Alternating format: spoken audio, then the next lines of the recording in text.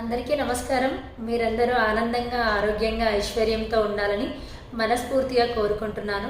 నేను ఇప్పుడు భగవద్గీత ద్వితీయ అధ్యాయము సాంఖ్య యోగంలోని 32వ శ్లోకాన్ని మీకు పాడి వినిపించబోతున్నాను. యదృచ్ఛయా చోపపన్నం స్వర్గద్వారామపావృతం సుఖినః క్షత్రియాః పార్థ లభంతే యుద్ధమీదృశం. ఓ పార్థ, స్వర్గద్వారములను తెరిచినటువంటి యుద్ధావకాశమును కోరకనే అప్రయత్నముగా పొందునటువంటి క్షత్రియులు సౌఖ్యవంతులు అని శ్లోకం యొక్క భావము.